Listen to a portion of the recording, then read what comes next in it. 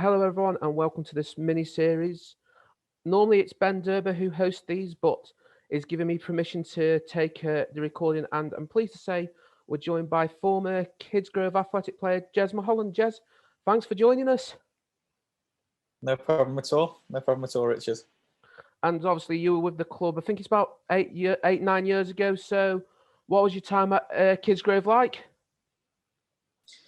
Yeah.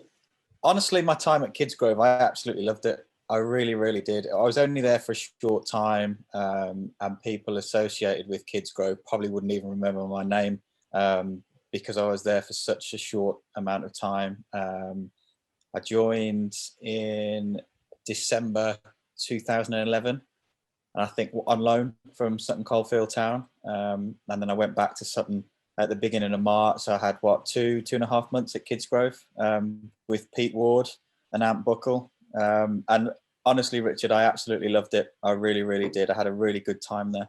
I'm just sad that it was never more than 2 and a bit months, because I really would have liked to have carried on playing there.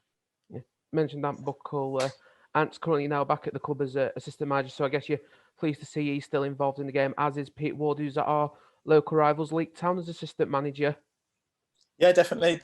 Again, I'm not sure if they'd remember me because I was there for such a short period of time, and we're talking 10 years ago now. But no, Pete Ward was great with me when I was there, and so was Ant Buckle as well. So I remember the training sessions. I remember what they were like in the dressing room. I remember what they were like on the side. So yeah, no, fun memories. What was Ant Buckle like on the touchline? Because obviously, as I say, he's assistant manager now. So is he still the same? Like really encouraging and getting the lads going as he was 10 years ago?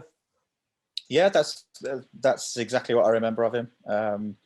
Very clear with his messaging, very passionate, and just wanted the best for everyone.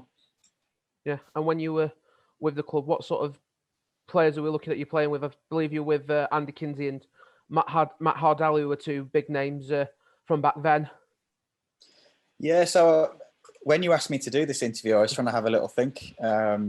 Because it's such a long time ago, I can't remember all the boys' names, and obviously because I was only there a couple of months. But Andy Kinsey was the striker. There was another striker, Steve Walker, I think his name was, who scored a few goals. I think there was a lad on the wing called Ross Davidson, and then there was also a lad in midfield called Sam. Can't think what his surname was, but Sam Hall. Sam Hall, that's it, yeah. And then there was a guy at the back called Scruff, Paul Taylor, I think his name was. So yeah, like I say, it's a shame I lost touch with a lot of the lads that I played with. But when I was there, yeah, I thoroughly enjoyed my time. I thoroughly enjoyed the group that we had, and we had quite a successful little run in the couple of months that I was there as well. So because when I joined Kids Grove on loan towards the back end of December, I think the club had a few games in hand, but I think we were languishing just above the drop zone, 17th, 18th, something like that. And then by the time that I left, I think the club were up into the top half of the table, maybe even top 10. So we had a really good run, and I think that's one of the main reasons why I enjoyed it so much, because we were winning most weeks. So it was really good. You joined after what was one of the club's most successful spells in the FA Cup. They got to the fourth qualifying round. That's only been bettered once, and that was actually to the fourth qualifying round a couple of years ago. So what was the mood like round Kids Grove round at that time? So I'd heard about the run that they were on, but they'd already been knocked out by the time that I joined. But from what I remember, the lads were talking about it, saying what a great run it was, how they were unlucky to get knocked out. Was it Bradford Park Avenue that? Yeah, it was. Yeah. So yeah, I just remember them saying in training that they were unlucky. It would have been a historic moment for them if they got through to the first round proper. And yeah, that would have been a nice moment for me as well if the club had made it through to the first round, or even the playing in the FA Cup. That would have been a really special occasion as well. Yeah. You joined the club, as you said at the start of the interview, from Sutton Coldfield. So just how did that come about, your loan spell? So when I left West Bromwich Albion as an 18-year-old, straight away I signed for Sutton, who are my local club. In my first pre-season game for Sutton, I went up for a header, got clattered, broke my arm, clean break, was out for about 4 months. I think my first game for Sutton was at the end of October, start of November. I was in the team, full of adrenaline, full of fitness, full of enthusiasm, and having been out for so long, once you're over that initial impact of adrenaline, I think your lack of match fitness starts to show then.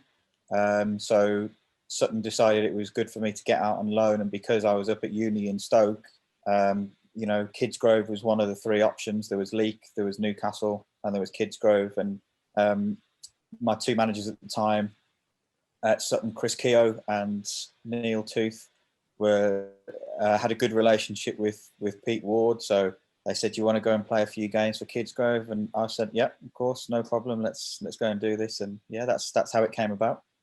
Yeah, just touching briefly on your time at West Brom, you talk about being released. Obviously, at Kidsgrove, we get quite a lot of the younger lads who've been released by Stoke, they've been released by Crewe or Port Vale. Have you got a bit of word of advice for them if they have been released and what they could consider to do in their careers?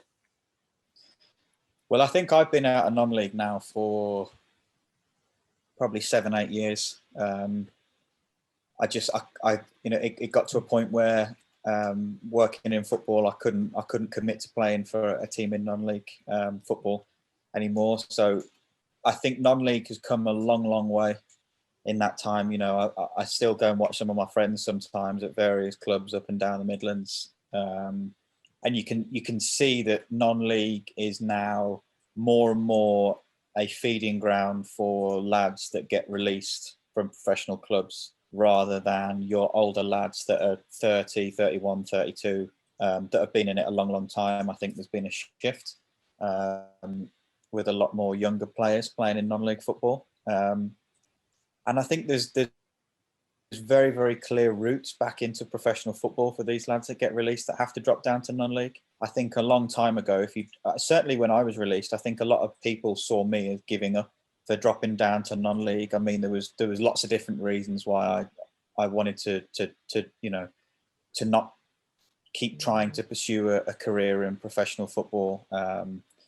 But for a lot of lads, the dream is still alive, even though they've been released. And I think non-league football now gives them a wonderful opportunity to get back into the pro game, because even in the years that I've been out of it, facilities are improving, pitches are improving, professionalism is improving, and non-league football, certainly at a lot of clubs, is becoming more and more likened to the lower league. You kind of League One, League Two. They try and run it as best they can in a similar setup, and I think that can only benefit the lads that have dropped down from the pro game into the non-league game. Just talk us about your current day job, because you do quite a lot of the commentary for West Bromwich Albion. Yeah, so I'm the digital content editor, at West Bromwich Albion. So when I finished playing non-league, when I finished my time at uni, I was fortunate enough to get a job at West Bromwich Albion straight away, which is one of the reasons why I couldn't carry on playing non-league football. So I've been there 7 years. I've been the club commentator for 5.5 years now. Absolutely love it. I've always had a passion and an interest in commentating, and it's something that I really enjoy doing. It's certainly the highlight of my week. Even this season, with the poor results that we've been having as a football club, it's still something that I really look forward to doing. It's a massive passion of mine. And then throughout the week, it's my job to make sure that the website's full of engaging and informative content. I'm also in charge of the social media channels as well. So just making sure that all the digital channels of West Bromwich Albion are kept up to date.